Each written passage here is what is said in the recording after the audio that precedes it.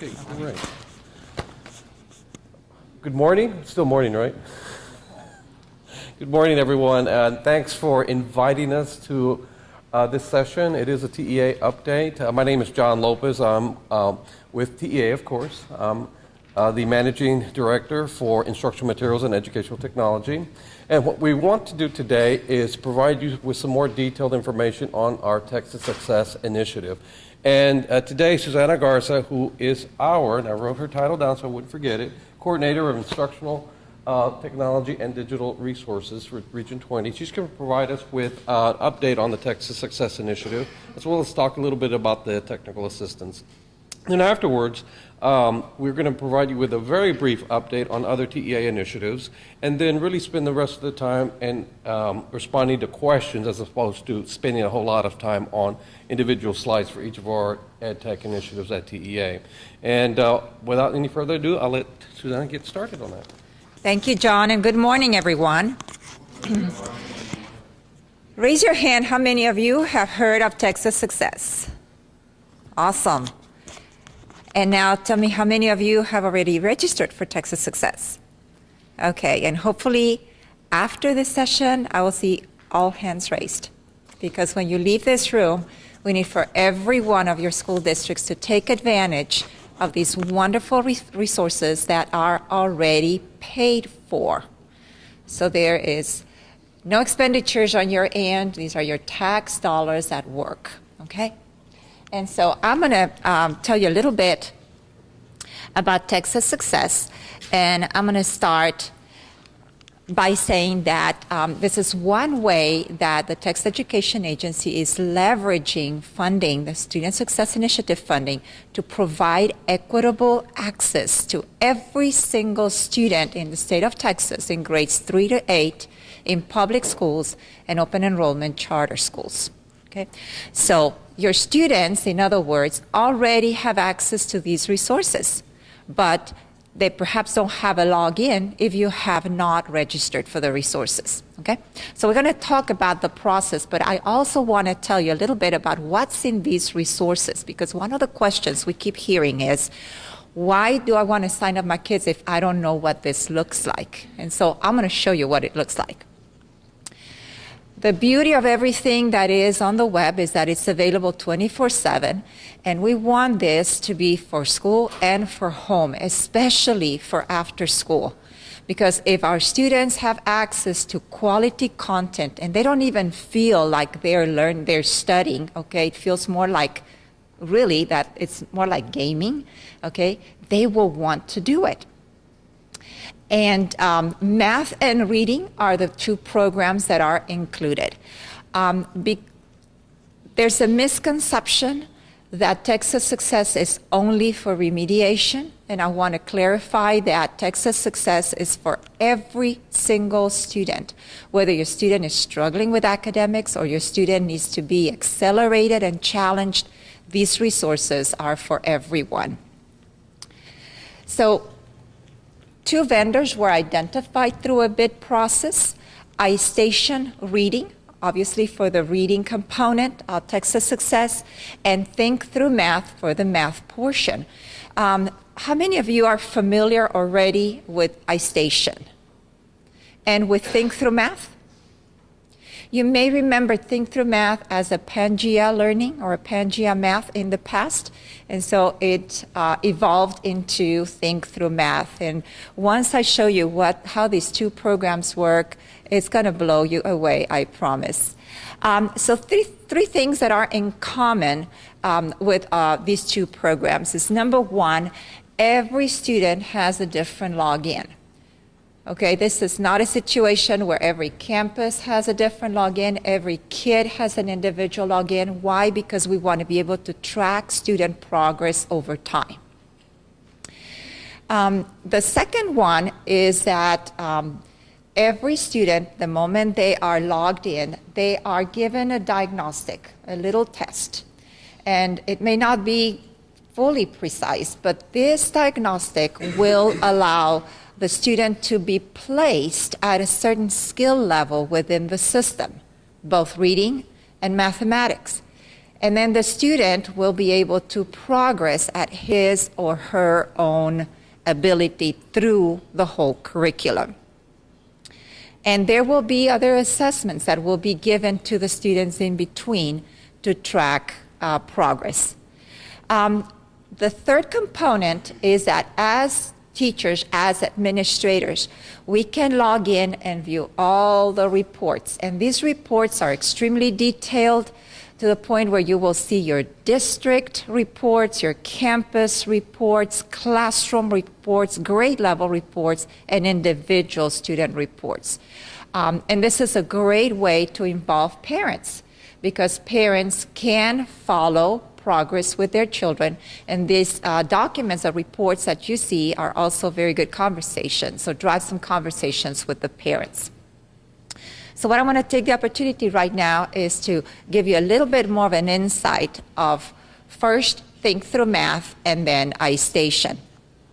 So beginning with Think Through Math, the philosophy of Think Through Math is the more students do math, the more they like math. What else? They gain skills. The better they get at math, right? Practice makes perfect. So we want the kids to do more math, but the key word here is motivating motivating kids to do more math. And so it's going to be very interesting to see the motivation pieces. So first of all, let's take a look at the curriculum. There is a document on our website that will give you, number one, the text alignment, and the second thing that it lists every single cycle of activities within Think Through Math, and when you print it, it's this thick. So the content that is built in is amazing. And the ultimate goal is to prepare your students for Algebra 1. Does Think Through Math have content beyond grades 3 to 8? Yes, it does. But right now it's funded for grades 3 to 8. Only students that are in grades 3 to 8 are eligible whether or not your student is working on that grade level. Okay? So if you have an 8th grade student going and Think Through Math, and that student needs to be challenged and be given some higher content, the system will do that. Okay? So when a student logs in, not yet. Let me talk to you about the way that Think Through Math does this, make this happen. There's a motivation factor that is very critical. I'm going to elaborate on that in just a moment. I'm going to spend a little time talking to you about the content and how it adapts it to the student abilities. One unique feature about Think Through Math is when the students are struggling at a certain point with the mathematics problems, a live tutor becomes available. Okay? And then, of course, we already talked about the reports. So a student, your school is signed up, you get the notification from Think Through Math, every administrator has a login, every teacher has a login, every student has a login. So I'm a student and I'm logging into Think Through Math for the very first time. And so what the system will do is it will assign me a grade level pathway. Okay? I'm a 5th grade student. It's going to put me in the 5th grade level pathway that addresses every single one of our texts in mathematics. However, before I begin my pathway, I'm going to take an adaptive placement. It's a 25-question diagnostic, so it's not completely in depth, but it's going to give the system a good idea of what my skills are when I begin using the program. And so perhaps, I'm very strong in some areas of 5th grade math, but I need a little help in some others. So what the system will do is it will identify precursors that will help me build a better foundation in certain skills. It might be problem solving, critical thinking, fractions, whatever that might be. And so it's going to adapt my pathway to meet my individual needs.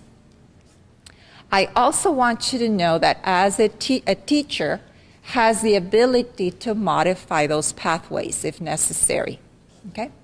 And there may be a lot of times where a kid is given a certain precursor and they really didn't need that precursor, and they can just test out of that precursor, go to the next one.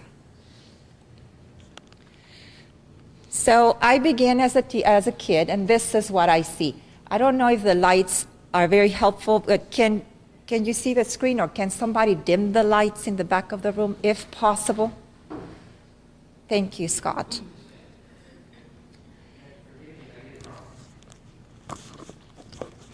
Okay, and the reason why, because I want you to see the details. This is actually a screenshot from a webinar. Is that better, everybody?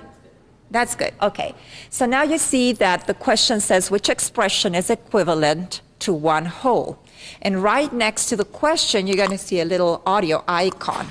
And the reason why we have it is because that whole question can be read to the student in a different language, in addition to English. So it can be read to the kid in English, in Spanish, in Portuguese, and in French. All of those are built into the system.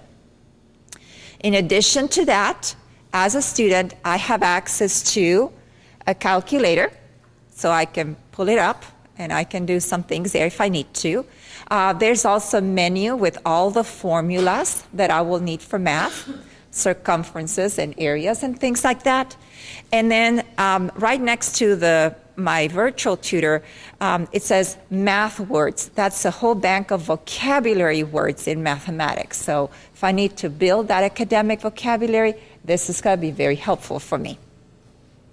Now, as a student, I need to complete this cycle to understand these fractions. Add and subtract fractions with like denominators. It's going to take me through 5 different activities. The first one is a warm-up. The second one is the focus, or actually the direct instruction. Then there's a guided learning, the practice or independent learning, and then at the end there's going to be a little assessment. And when I pass that assessment, it's going to move me to the next level. So if I'm a student and I'm experiencing difficulty with this problem, the next step is I'm going to start seeing some visuals.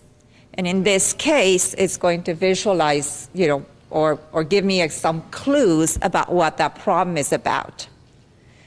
If I'm still struggling, then the virtual tutor comes in. And the virtual tutor was at the bottom right-hand corner of our screen. And it's going to give me a more in-depth explanation. It's going to read some information for me. But I want to direct your attention to the more math help. Because what if I'm still struggling even after that? Then now I have a live tutor that will be in contact with me, believe it or not, between 5 and 10 seconds. I tested that and it works that way. So you will see that little screen in the middle of the big screen. And that tutor is a live person somewhere in Texas who is a certified teacher. And we have a lot of those certified teachers that are also bilingual. So if my student has been identified as a bilingual student, the first choice will be for a bilingual tutor to contact that student. The first level of communication with the live tutor will be via chat. And I can choose whether I want to type and chat with my tutor, or it can be audio as well. So one consideration for everyone in the room is make sure that your students have headphones. If that level of intervention is still not enough, then my live tutor will open a different screen that will still have the chat, but it will also have an interactive whiteboard area. And so I can draw, I can write. If it's a geometric shape, we can measure it and things like that. So it will look like an interactive whiteboard. So all that is available to our kids, and the live hours are here. What we still don't have is the schedule for the live tutors during holidays, so that is coming up in the near future, I believe. But if you think about it, it's about 90 hours a week that our students are doing math and are receiving one-on-one help with math. Now let's talk about the motivation factors, because to me that is a very unique piece of Think Through Math. First of all, every student has an avatar. So when they log into their screen, I don't know if you noticed earlier, but on the top right-hand corner, they can see their avatar. And so they click on the avatar and they can dress the avatar and they can buy a lot of fun things for their avatar. But the key word is buy, because they will have to earn a lot of points to buy, the sunglasses, the electric guitar, or, whatever hat or cap or whatever. And so I want you to notice here that, they need a certain amount of points to buy every one of those items. The more math the kids do correctly, the more points they earn, the more they can spend on their avatar. And then it has some cute things like they can export their avatar. And so now they're going to have the picture of their avatar that they can put, somewhere else. The second incentive is that students as a class can earn enough points to earn a pizza party, a real one, okay? Something else that kids can do is they can donate their points to different charities. So they choose a charity, and as an individual or as a class, they can convert those points into dollars. Last but not least, they can have math contests. They can enter math contests, and there is a math contest coming up every month. Right now, we're still in the sign-up process, but very soon we're going to be announcing, the next competitions. And so students will be able to compete, against each other, school to school, region against region, and, they make a big deal about this. When students log into their account, they will see the information of the contest.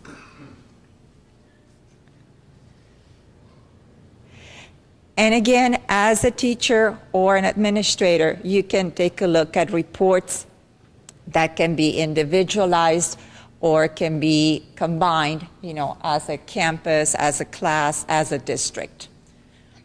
Any questions about Think Through Math before I switch to Istation? Yes, ma'am. I just wanted to express a concern about it. There was no way for us to import accounts at the district level. And so what they've told me is that I have to enter the name of each principal, invite the principals, who then invite the teachers, who then type in their students, or the teacher can upload a CSV file. My concerns about that are, one, it's going to take a really long time for all of our teachers to do that, and two, the data is not going to be that good because teachers are going to misenter a student ID. Then if a student transfers to another campus, their data won't follow them because the next teacher is going to create a new account for them. So I just wanted to express that as a concern because it seems like a really great program, but I'm worried about time and data. I appreciate you sharing your concern. One of the ways to establish your district account is precisely what you mentioned, okay? So you receive a notification, and as an administrator, you create a teacher account so teachers can upload their student data using a CSV template. That's one way to do it. But there is also a way to do a batch upload. And in order to do that, what you need to let me know or call our help desk, because we will put you in contact with the Think Through Math instructional coaches, and there are at least 10 in the state, and they will contact you and help you do that for your district, okay? They've done it for a lot of districts, so they will do it for every district that needs to do it. If you're a small-sized district, perhaps the upload of student accounts per classroom will work, but if you are a mid-sized or large-sized district, the batch upload will work a lot better. And so please let me know or give me your business card at the end of the session, because I will follow up with you, because yes, it can be done, okay? We've done it. Another thing that you mentioned and I want to address is a situation where a student is at your school and then the student transfers to a different school. When the student accounts are created, there is something that identifies that student as a unique user, okay? And all you need to do is notify Think Through Math because they will identify that student account and move it from your district tree to the district that the student is moving to with all the information. So they can do that behind the scenes. It's not something that we can do at your level or my level. They will take care of that. But yes, okay, they're already considering all of those things, as well as districts that are very large, and they may have changes in student population every week. And so they may need to receive student data on a weekly basis that they need to update on their end. So moving on to Istation. Istation reading was probably or has been used in many schools for their K through 2nd component. I want you to know that the 3 to 8 component is totally different than what you may have seen. And Istation, of course, is web-based, like Think Through Math, and is very game-like. There will be 4 different unique components of Istation. The first one is student is provided a diagnostic at the very beginning when they first log in.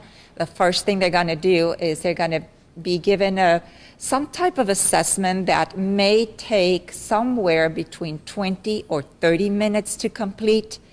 But I've logged in as a student, and it didn't feel to me at all like I was taking an assessment. I was shooting asteroids, and I was a student at the Right Stuff University, and I needed to get the right stuff to be admitted. So, you know, it's all a challenge like that. It makes you feel in a completely different environment. That assessment is automatically given by the system to each student on a monthly basis. But as a teacher, you can modify that if you want. So the instruction is the second piece. You know, once the student is assessed, and that is called ISIP, ISIP, they will be placed at a certain skill level, and they will continue moving through the entire curriculum, and I'll show you a couple of examples of what that curriculum looks like. The next step is report. So as adults, educators, as teachers, as administrators, we can see the full breadth of the report. And finally, if a group of students is still struggling in spite of all the activities, there will be some suggested lessons, additional lessons that the teachers can use with certain students. So this is an example of how that adaptive assessment, or ISIP, works. And again, with Think Through Math is very similar. You know, he or she is given an initial question, and depending on how that student performs with that question, is going to challenge the student or is going to reduce the level of difficulty. And then the following session will adjust the level even more. The pathway that the students will be in Istation is not by grade level, is by skill level.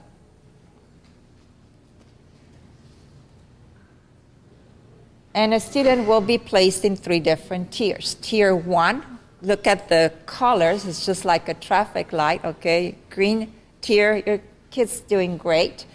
If it's yellow, your student is experiencing some degree of difficulty. Red or 20th percentile and below, your student is having a lot of difficulty with the content. So we need to do something about it. And like I said, Istation has these skill cycles. And so there's obviously an introduction, a guided practice, an independent practice, a little assessment, and then they move on to the next one. And what I'd like to do right now is take the opportunity to show you what an introduction might look like. And this is a low grade level, but it is really, really funny. So let's take a look at it real quick. Oops, here we go. So I'm going to enlarge my screen. And I hope everybody can hear, okay? This is an introduction to diagraphs.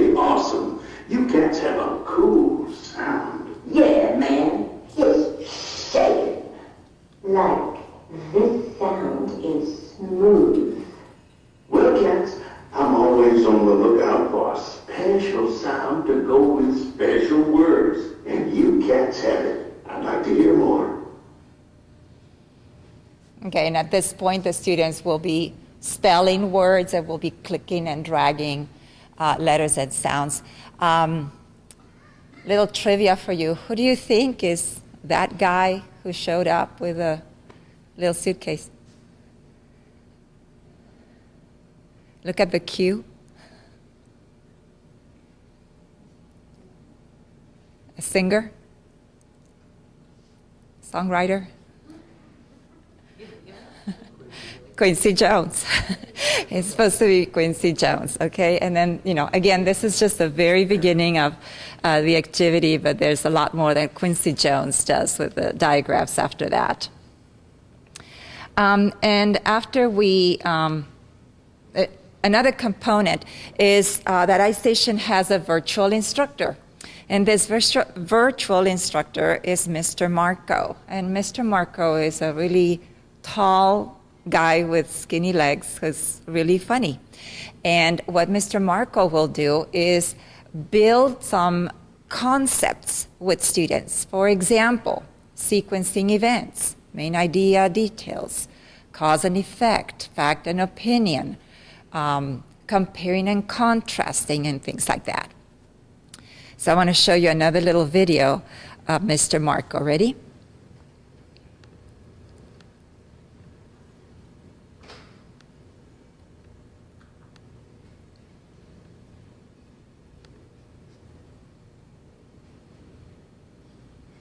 Hi there, I'm Mr. Marco. Today we are going to discuss text structure, the way that authors organize text. You've already discussed some text structures for nonfiction texts. They are cause and effect, sequence, compare and contrast, and description. Today we'll look at a new one, problem and solution. Okay. Here's me in the rainforest. Uh-oh, Mr. Marco, you got a problem. Click on the word solution. Excellent. Problem solved. A problem is a challenge that needs to be figured out. A solution is an answer or a way to figure out that problem. The author may present one problem with a solution, like we just discussed, or one problem with several possible solutions. Click on Solution 2. An umbrella could come in handy. The author may even discuss several problems that can be solved by one solution. And I'm going to stop it here because you get the idea, right, of how it works. All right. So moving right along, another important piece in Istation is that most of the reading is content related. So it will make connections to all of the other content areas. And the one that is the strongest here is going to be science. In Istation, you will have more than 150 digital books built into the program. So there's no need for any district to buy any books. They're all there. And again, they all support the different content areas. And while I'm saying this, is something important that is critical to all of you in technology is to know that in every student computer, you're going to have to install a client or a little app. It is a very small application, and there is a way that you can push this to every student computer, so you don't have to do it one by one, okay? But that application is the one that will have all of the content for the students. That is very different than what we see as a teacher on our screen. And if there are any updates, the updates will happen automatically from Istation to the apps. Last but not least, there are some opportunities for writing as well in Istation. And the reason why I wanted to show you this particular screenshot is because everything is interactive whiteboard compatible. So all that money that you've spent in smart boards, in Promethean boards, and Mimios, et cetera, this is a perfect use because it's student engagement where the kids will be going to the board and will be in contact with content. As a teacher or an administrator, you will have access to detailed reports. In this case, this might be a district report, and you see the different tiers in every grade level. You can also click on each grade level and look at each individual classroom and see how each classroom is doing. In this case, we're looking at one particular student and see how the student is progressing in overall reading, text fluency, comprehension, vocabulary, and spelling. And I want you to notice that there's a little blue arrow here at the bottom of each screenshot. Do you see that? And that will also indicate the progress because you will be able to compare those with previous reports. And finally, if you have a group of students that is really struggling with something, the system will send you alerts. And in addition to the alerts, I want to direct your attention to the top of the screen, and that those blue letters, that is a link to a suggested lesson that will be used with that particular group of kids that needs extra help.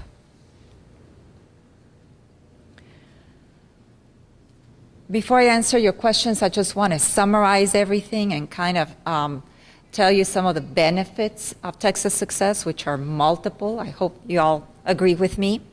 Again, it's available 24/7, 365 on weekends and holidays and during breaks, nights, etc. Our kids are actually doing math after school at night, and the numbers are really high. Access anytime, anywhere. Every student has an account. We have a parent portal that is coming up this month. We're going to announce it very shortly. We're just working on all the final details.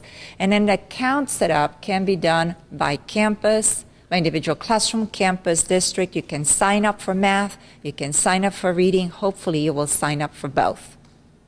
Okay. Our website is texassuccess.org. And so I'm going to take you there right now. And in texassuccess.org, you will find a lot of information. First of all, you have a Contact Us link. And you can contact us via email, via phone, or you can send us a message via the website. We have a section for math and a section for reading. One of the questions we get a lot is, what about training? There is training, and it's already on our website. The training is provided right now in the form of webinars. And so if you click on math on the link that says Get to Know Us, there's going to be an intro video about Think Through Math. You can sign up for a live webinar, and you can also view recorded webinars. So most of the webinars that we have offered so far are more like an overview, introduction. What we're about to roll out right now is you have an account, what's next, okay? Now what? And so we're going to talk about implementation next, best practices, analyzing reports, and things like that. But here is where you're going to find everything. In addition to that, there's a content list, technical requirements, everything is on our website. And we also invite you to take a look at our blog and submit comments. I want to thank Tim Holt in the back because you were one of the first people to submit a comment to our blog. And in our support site of the website, you're going to have the FAQs. And that is something we update almost on a daily basis because we're going to have questions about Texas Success, questions about Istation, questions about Think Through Math. And under Spread the Word, you're going to find a couple of different things right now. There's a flyer that you can download and share with everybody. If you want more brochures, I have plenty of those in the front. If you need more, we'll mail them to you. There will be a little PowerPoint that you can customize if you want to share any of this information with your staff. So this pretty much concludes my introduction to Texas Success. Do you have any questions for me that I can answer right now? Tim. Right now, you have a contract for 1 year for these services, is that correct? That is correct. All right, and at that time, do you go out for bid on another one if funds come available? Is that the plan, or is there, or do you know yet? We don't know yet, but we will, we will let everybody know once we know. We're all in this mobile transition right now, and the two applications we have are great, but parents are buying kids mobile devices, not buying computers. So for these to be used at home, with these applications, which would be great, we're in that challenge right now. So do you think down the road, if that were to happen, that maybe part of the RFP you would put something about the possibility of working on mobile devices? Let me tell you a little bit more about mobile devices and these applications. Right now, the teacher and the administrator can log in an iPad and view everything in an iPad. The vendors are working as fast as they can, converting all the video files into H.264 so that it can be compatible with iPads. So the answer is, it's in the works. They are already working on it. Yes, definitely. Yes, for both. Both of them are. Mm-hmm. Well, that's the thing, is when we look at these things in the future, like what we're doing, anything like big initiatives like this, that's got to be part of our requirements, Yes. At least give us a timeline, because we know it doesn't happen overnight. Okay. Tim, you had... I just wanted to say, as a parent, being a past math teacher, I am the resident, the city, it's like all my children's friends come to me for assistance with math and sometimes reading, and it's like, this is so exciting to have these products that really will help them when they have an issue or take them further on. And it's like, so for parents who, really might need help, helping their kids, they won't come to people like me. They will be able to just click on and get that live person to help. So from the parent's perspective, it's like, give it to us now, fast. We need this. So just think about the parent's perspective as well, that this is like just a treasure for people with young kids who might need that help at home. Or even if there's not access to a computer, maybe they could go to the library or somewhere else. But there's that help, that tutoring that they really, really need when they get home. And that's a very unique feature. Can you get these? I have several right here in front, and if you want, I don't know that I can send you thousands. We will add them to the website. I mean, these are fresh off the press. So we will add those to the website so that you can download the brochures as well. Yes, ma'am. With the parent portal that's coming in, do we know how the parents are going to log in? How is that? I don't know all the details because there are so many. It's a pretty complex process, okay? Currently, your parents can log in with their student login, okay? And they can see everything the students are going to see. Our intent is for the parents to be able to log in and view some type of report, a simplified report that shows their student progress, okay?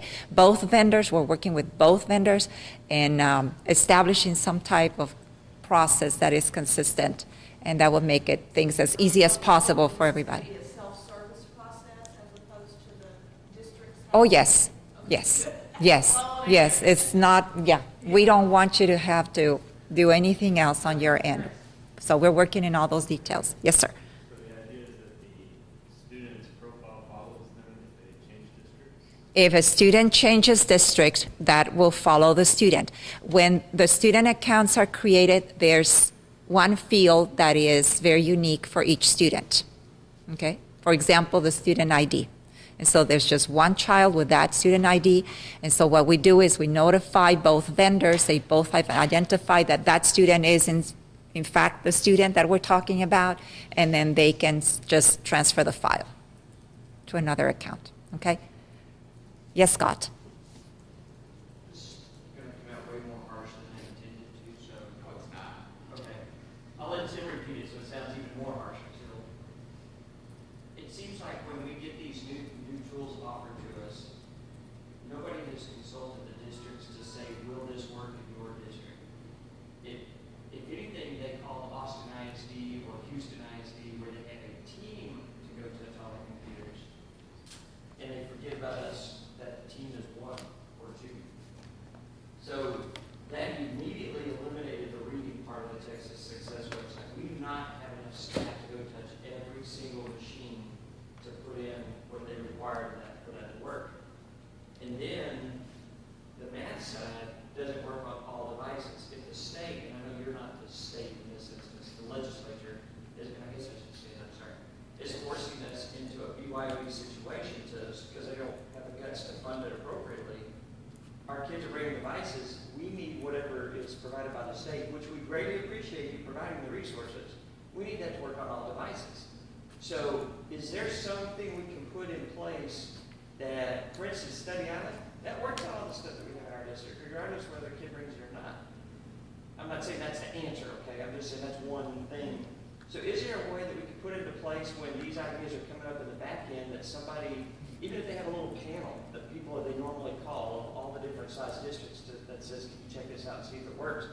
We don't have the finances to put the reading side of that in place. And the math side, we have to go to labs because of the devices we have. Okay, Scott, just a second. The reason why you say you don't have the resources is because you're talking about installing that app. But there's a way that you can push it through your network to every single device. No, that's not every network, and we don't work that way. We're not a controlled dictatorship network. We have a very open network with no Active Directory login. Every machine is managed individually because that works very well for what we do.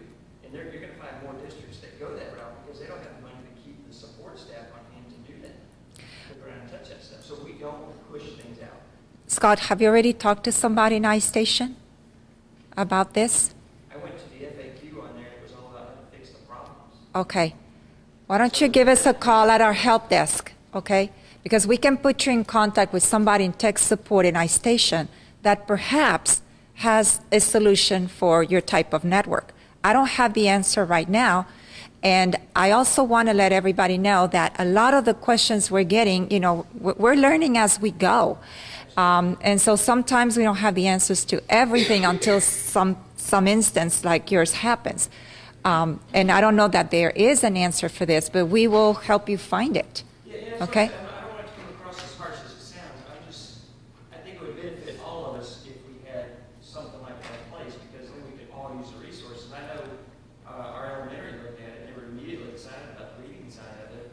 And then when we looked at I went to open the FAQ and it was all about fixing all the issues and getting plugins installed. We immediately knew we couldn't do that. About 40% of the devices on our network are student owned. Okay. We can't touch there. But they can do it. Okay. It's, Right. If I say here's your login for Steady Island, all I have to do is go to Steady Island and log in. So I'm not sure we're probably not talking the same language. So okay.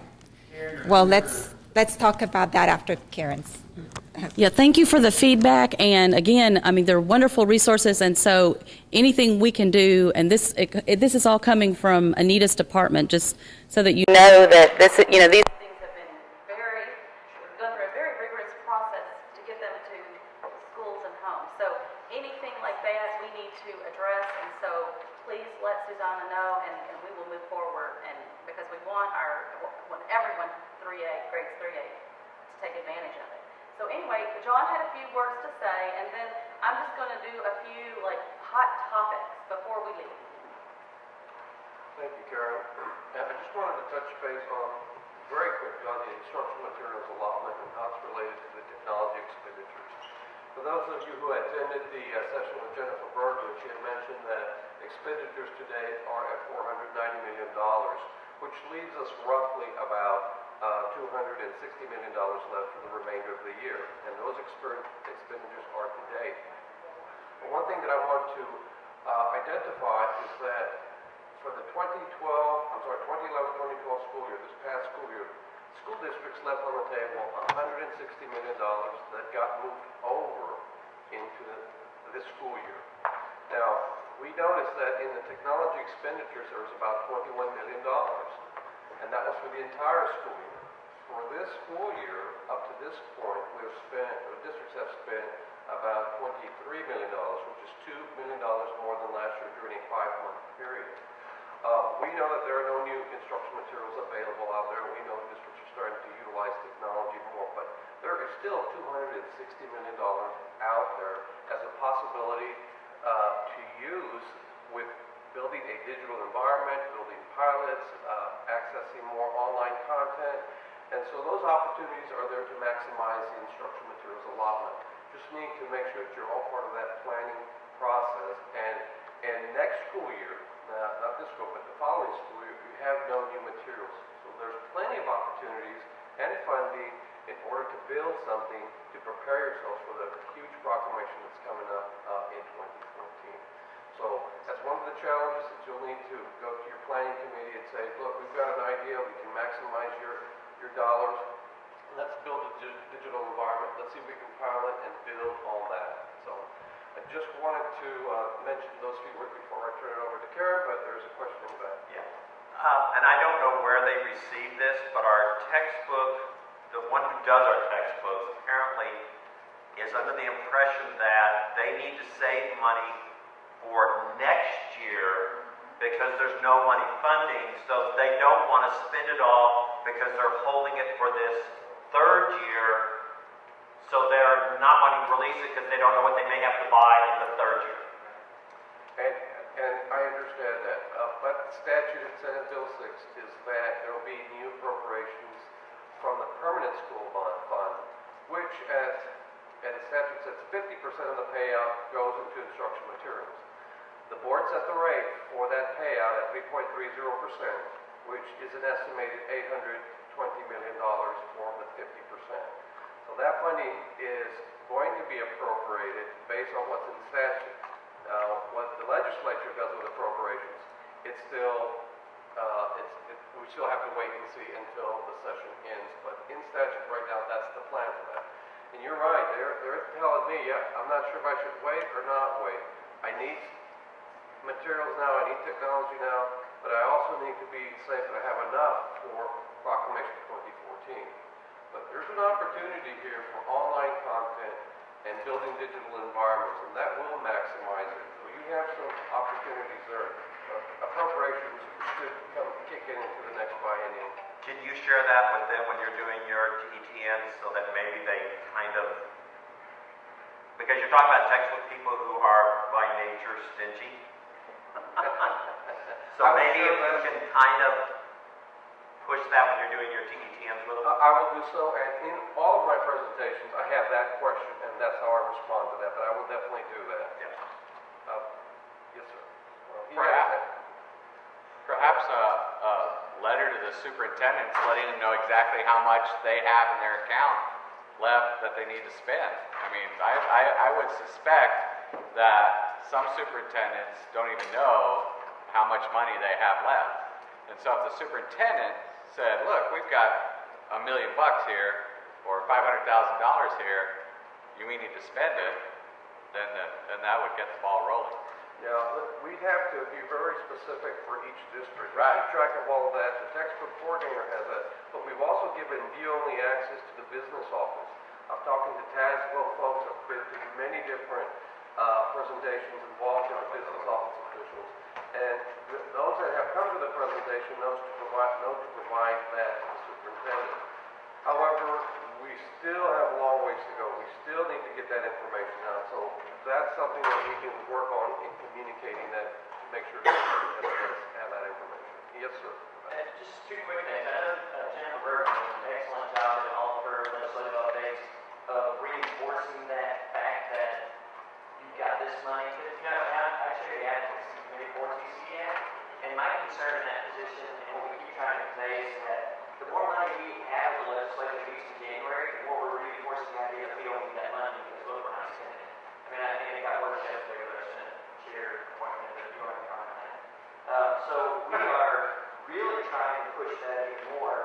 I know in my area in Kansas, Texas, where for some reason information does not always flow smoothly, we still have a lot of curriculum departments that will not give the money to the technology departments for what they need. Because we have a lot that are coming to us and this is why and they'll say, well, pay me for this, pay me for that. And we talk about the fact that we use our IMA, we put devices in kids' hands to access the content, and the tech director or the instructional tech person will say, oh yeah, we'll get that money. But it's your money, part of it is yours. And then you just start getting that across. I don't know how you beat that other side of it, because they think it's textbook money, they're going to stick with that. And then the fear of when that next instructional resource hits, that population hits, do we have enough? Because now we're talking science, math, and social studies all piled on top of each other. That's kind of a scary thought. And it is. And let me address that before I address that first part of your question, is that textbook process has been the same for the past 50 plus years, and all of a sudden it has changed tremendously. We're no longer doing it like we've done it before. With that in place, we are also involving more people, more stakeholders with the planning process, but it's taken a while for them to understand, oh, it's more than just the textbook coordinator and the curriculum director. We've got to involve even the superintendent and the fiscal office, business office, because it has fiscal implications. But more so, we have to make sure that the technology director is involved in that aspect. So there's more people that should be involved with this because it's a new process. But getting that transition to those folks to get to the place where you need to be at the table, making your voice heard with some of these decisions is important. Because when you utilize technology, it really does have an impact. Now, in the first part of your question is that do we hold the money and the legislature says, well, you held 30% of it, we gave you 30% too much. The thing that you need to do, and that's what Jennifer has been mentioning throughout her presentations, is that you need to tell your representative that I'm holding the money because the Proclamation 2014 is huge. It's got 3 content areas. It's not because I didn't need it, it's because I'm planning for it. The legislature needs to make an informed decision, and that's why you need to get your representative to make sure that they understand why those funding are still there. Now, I know we're running a little bit late, so I'm going to turn it over to Karen so she can run quickly through the slides. What I wanted to do, and I know our time is up actually, but what I wanted to let you know is what we focused on today are 2 really, really, really hot topics. And that would be the Texas Success Initiative, because we want it to get out and we want your help in promoting it and getting it out to the schools. And then IMA, we wanted to clear it up and make sure everyone had that understanding. So I had a feeling that this would be a little short on time. And so what I have done is I have created a little screenshot, kind of a slideshow. And so what I have done is I have taken each one of these topics and provided some slides for you to be able to take back to your districts, and so that you can share all of these different topics. They're actually linkable to where you can get more information, but just FYI, I will kind of walk you through. The first one talks about this, is just a screenshot of this Texas Success Initiative. The next one, where is the next one? Okay. The The next one is what you can say about the latest with Project Share, that there's over 1.5 million accounts, that there's over 70 state and professional development course offerings, on-track courses that are for students that are tied to the end of course exams and are tied to college and career readiness. Now the MSTAR Universal Screener Diagnostics. So these are kinds of things that we want you to be able to share with your districts because they're so important. We want you to share with your districts that there's Texas education on iTunes U. We want to also, know that we're looking for content. Yesterday, a lot of you came to the session, and we are so grateful because we want student collections. We have a few now, but we want your student collections so that we can use them as models for what's going on in our schools across the state of Texas. Next, we have Intel. We've always had Intel, but now through Project Share, there's 3 courses that are there that are self-paced, and then we're going to be getting more in, and so it's exciting that it's there. Technology applications. Craig, raise your hand because the K-8 materials are there, but if you have any thoughts on high school, that's what's in development right now. So Craig's there. They've done a great job on the K-8, and all of this is linkable to where you can get more information. Speak Up is open up. I've talked to you all about Speak Up before, but we've got something a little bit different this year, and I say we, but it's really the state of Texas. There's a state password, Texas. So whenever you go to do your survey, this is for teachers, for students, for parents, for administrators, and librarians, and so all the stakeholders can go in, do surveys. Speak Up provides incredibly relevant data regarding trends in educational technology and how K-12 kids learn best. And what we have done differently is, or what the state has done differently is, now there's a state password. You don't have to mess with getting a password for your schools. You just go in, your schools are already in there. Supposedly all the schools in the state of Texas are in there. So you go in there, say what school you are, and you use that password. Texas.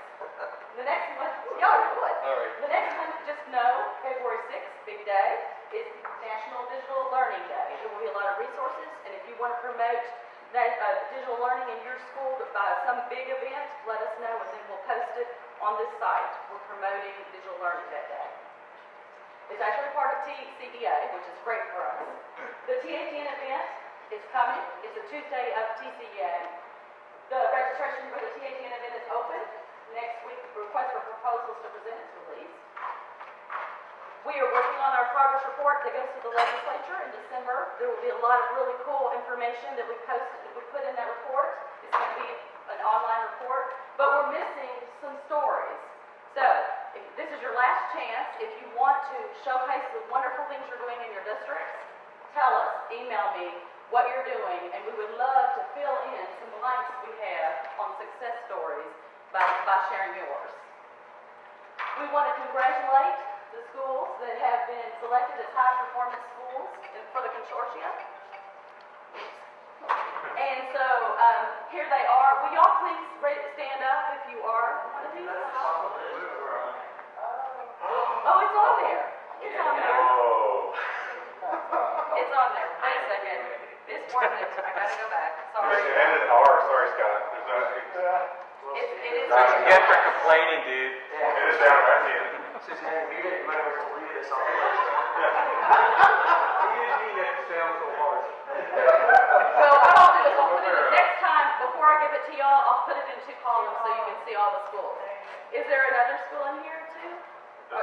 Which is Round Rock and Leander and White Oak. He left the Lower Lake Rounds, yeah. So real excited about these schools and the possibility. A lot of it is they were selected for their technology, and so we'll be able to see some really neat things that come out from this group.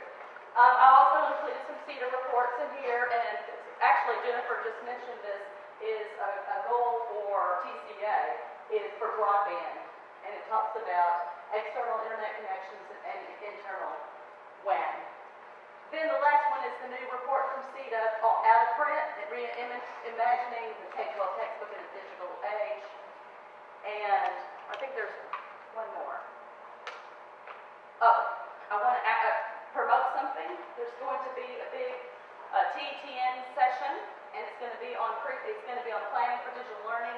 It's going to be on October 24th, and we would love for all of you, if you're your schools to be a part of it. And all you have to do is call your ESC to see if you can connect in, or if you go to your service center. You just need to go through them. So anyhow, tried to put it all in just a nutshell, and I need to fix. I cannot leave White Oak off of that list, or it's too far on the bottom. I will fix the slides and then share them with you, so that you can also go back and have some information about all the hot things that are going on. So thank you.